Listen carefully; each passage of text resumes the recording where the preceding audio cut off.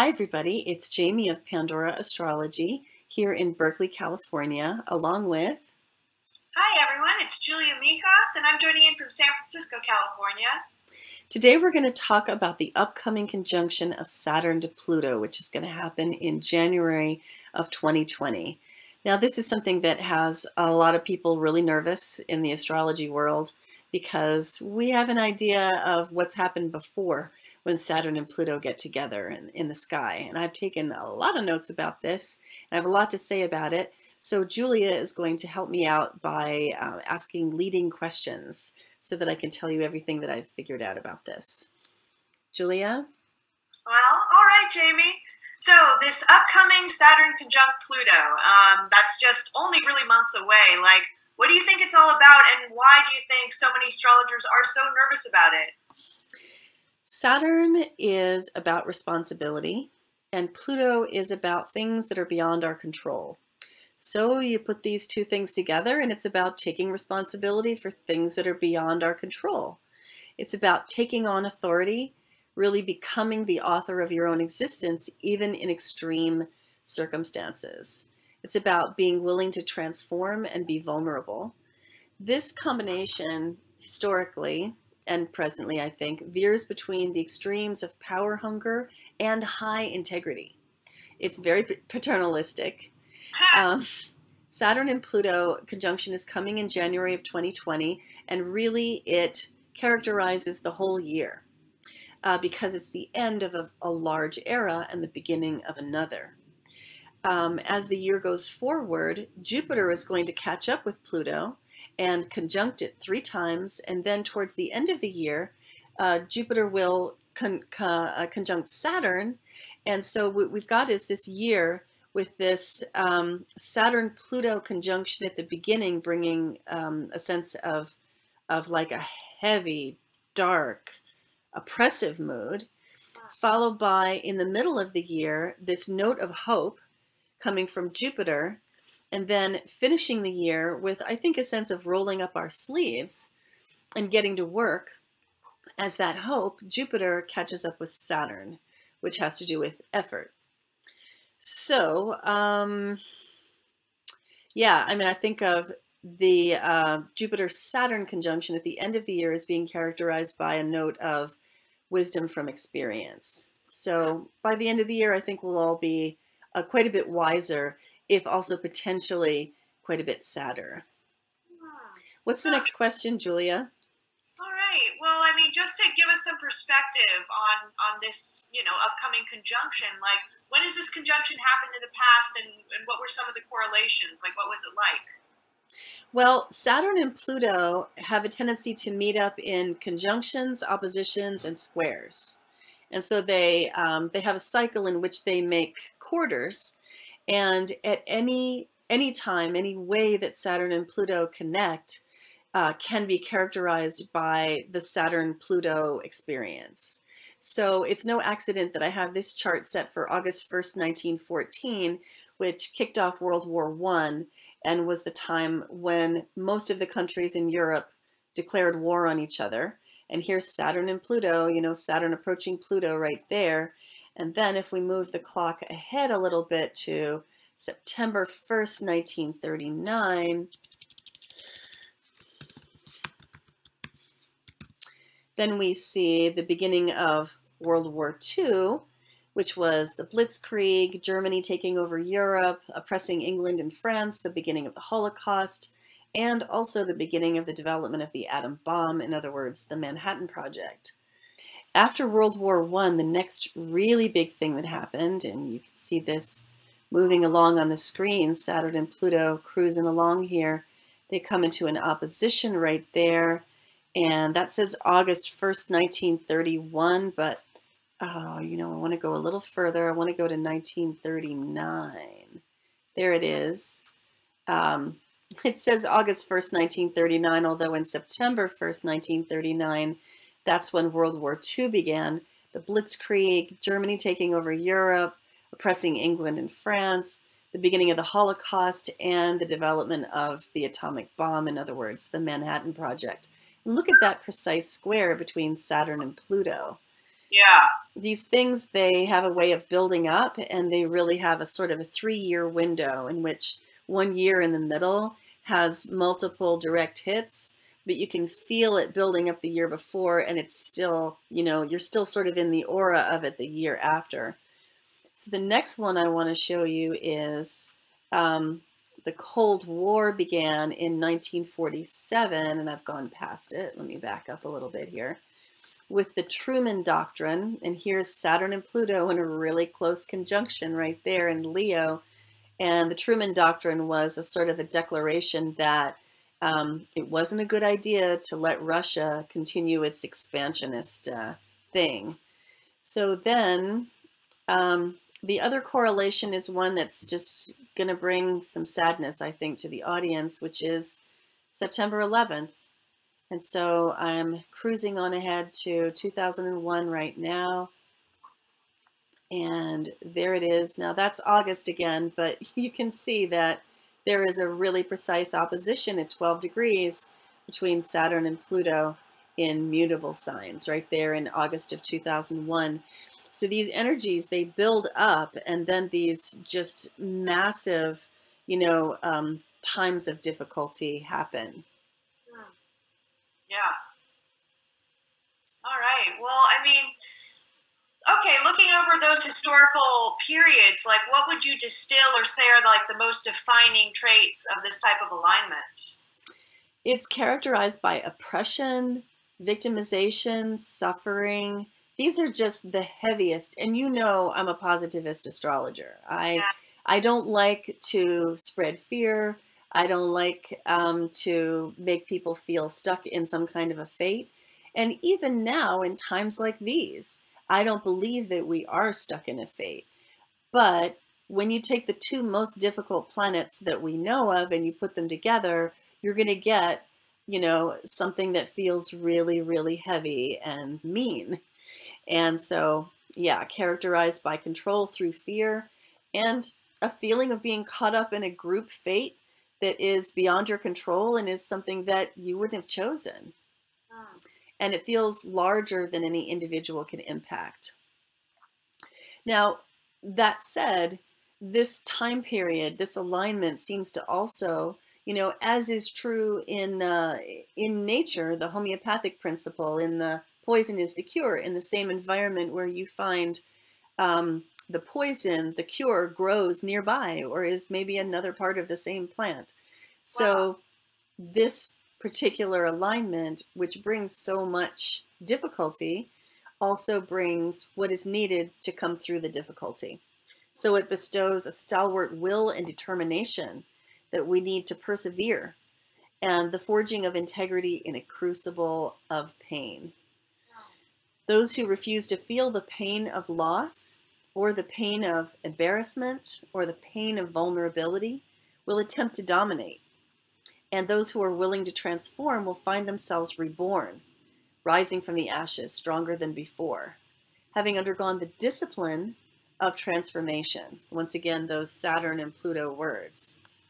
So, Julia, in our notes, I know that there are a bunch more examples of times like these. I wonder if you could consult the notes and tell me what those are, and I'm going to pull the dates up here on the chart so that we can really, you know, see more of this in action.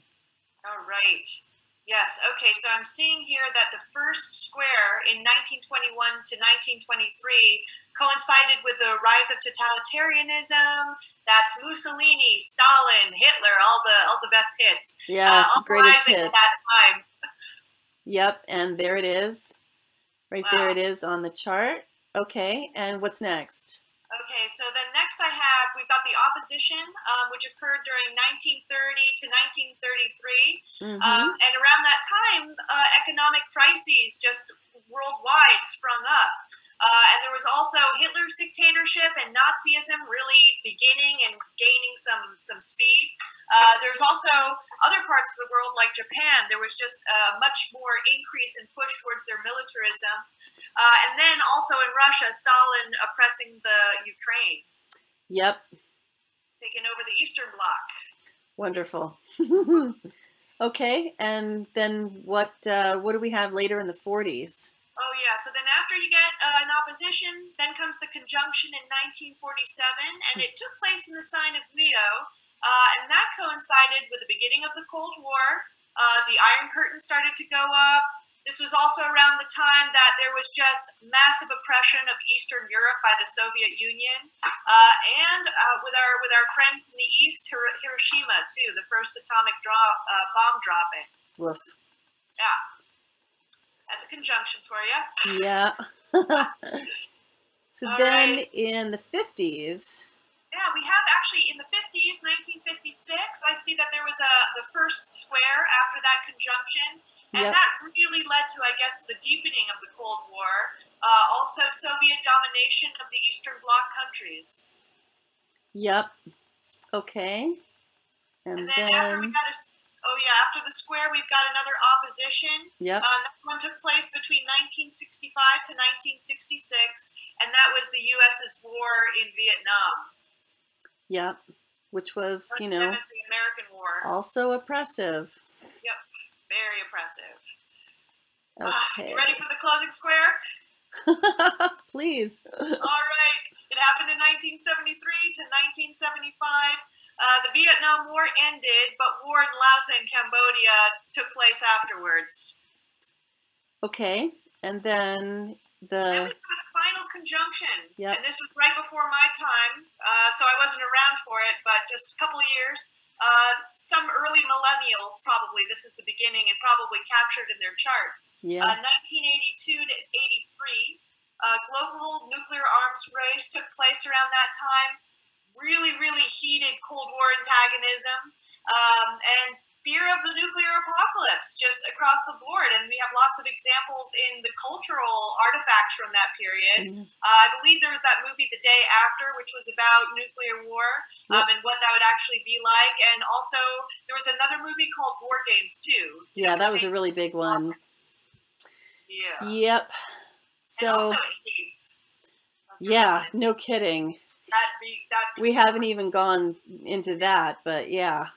Because sometimes these transits also, I think a long time ago it actually correlated with the Black Death, the plague. Oh, wow. Yeah, if you go that far back in history. And was that a conjunction, do you think? I think it was. Don't quote me on that. I just read it in Richard Tarnas's excellent book, but don't quote me on it because that book is packed with things that I just, can't even grasp. Saturn and Pluto were definitely involved. They were, that's for sure. Oh my God. So Jamie, where is the hope in all of this? Oh my God, yes. Give me some good news.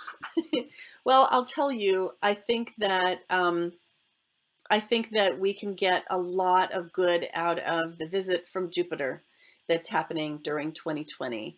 I've come to think of Jupiter as our good fairy planet. And I think of Jupiter as being like the fairy in Sleeping Beauty who shows up and blesses the baby princess after she's been cursed by the bad fairy, and basically turns what is to be a deadly situation into just a sleeping situation. And so what I've noticed is that when Jupiter comes along after a really heavy transit, that we end up writing the story in a different way. We ultimately come to feel that this has been hard, but I'm in a place of hope now. I can grow from this. It's going to be okay. There's a light at the end of the tunnel. I can be bigger than this experience, and I can make it a part of me instead of me having to be subsumed in it. So I think that Jupiter's multiple conjunctions to Pluto coming in 2020 are going to help with that. And I want to change this chart to have Saturn, Jupiter, and Pluto in it so that we can see the present year. So let's just set this for January 1st, 2020. And you can see that Jupiter at the beginning of the year has just entered Capricorn, and it's going to be catching up with Saturn and Pluto. And I'm going to set this to step by weeks, actually, and just let it roll. Now we're in March, and Jupiter has crossed Pluto once, backed over Pluto here, and then boom, crosses Pluto a third time, and then moves along to conjunct with Saturn, and that's really in December. So I really think that Jupiter's influence during 2020 is going to help a lot, not just in terms of its conjunction to Pluto, but the fact that it ends the year in the conjunction with Saturn, which is a great, which is a connection known by astrologers to generate a wisdom, a sense of balance, because Jupiter brings that hope that's not really grounded, and Saturn brings that groundedness that's not very hopeful. So when the two of them get together, there's a tremendous sense of balance there. Okay. So I think that's going to be really nice. And another thing I wanted to point out is that Neptune has been traveling in the sky in a sextile to Pluto for a really, really long time, more than 75 years, I think. And I think that that helps us to make the choice to live this out, to live out any sort of Plutonian disasters and negativity in our fantasy life. And we now are very well equipped to do that through film. So we can, like, you know, play violent video games instead of going out and making war on each other. We can, you know, watch Hannibal Lecter instead of having to actually, you know, serial kill anybody. And I don't know. I just like to think that Neptune is helping to tap off some of that Plutonian energy. Very cool. I know you've got some final thoughts too on this topic. Yeah. Well, I mean, one thing that we also kind of want to remember is that, and this really does stretch beyond this topic, but the United States chart, it has a chart, you know, 1776, is having its Pluto return. And this is all happening in the lead up to the Pluto return of the United States, which is like a big transformation for the country itself.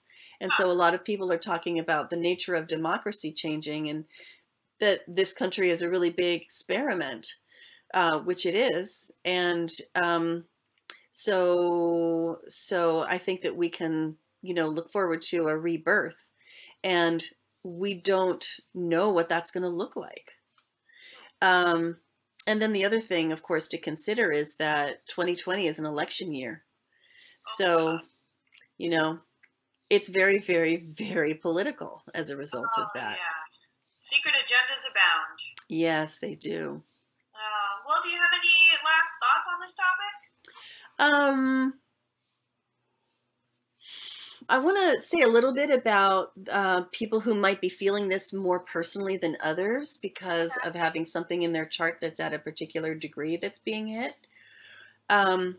Saturn and Pluto are going to connect at 22 degrees of Capricorn, which means that anybody who has something in their chart, anything at all, right around 22 degrees of any of the cardinal signs, Capricorn, Cancer, Aries, or Libra, is really going to feel that.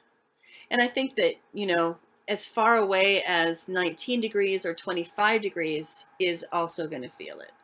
Now, Jupiter is going to connect with Pluto in 22 and 24 degrees. So that really defines a zone where people are going to feel it too. And that's right smack in the middle of the other zone. So yeah. And then Saturn and Jupiter are going to connect at 0 degrees of Aquarius, actually in the next sign. And so if you have anything in your chart in the very, very beginning of a fixed sign, Taurus, Aquarius, Scorpio, and Leo, in degree 0, the first degree, then you might really feel this. So when it comes to birthdays, 22 degrees is usually around the 12th of the month. 24 degrees is usually around the 14th of the month. 0 degrees is usually around the 20th or 21st of the month. So that could help you to figure out, you know, if maybe this is something that you should find out more about. And when it comes to final thoughts, it's hard not to talk about politics when it comes to a transit like this, because it has to do with the balances of power in the world. And clearly that's in the midst of some very big shifts right now. This transit clearly has to do with oppression, corruption, and the possibility of real change. There are forces that would grab power, and this is a perfect occasion to ask ourselves, what is power really? Because those who grab power over others are usually the ones who feel the most powerless inside. Overcompensating, right? Yeah. Their external behavior is a compensation for feeling small on the inside. They compel others by sowing seeds of fear. And we want to ask ourselves, are these the people who should be allowed to lead? And do we want them to take away our power to decide who leads us? Wow. Wow. Way to take these really vast transcendental energies and also focus them through a personal lens. That's really cool. Well, I hope everybody who watched enjoyed it. When you want to know more about astrology, you can always visit pandoraastrology.com. And if you add monthly-forecast, you'll find news videos about things going on in the sky at the time. And if you were to instead add /horoscope, you would find your monthly horoscope there always. And you can find our news aggregated into playlists on our YouTube channel, Pandora Astrology. And we'll see you around the cosmos. Bye. Bye-bye.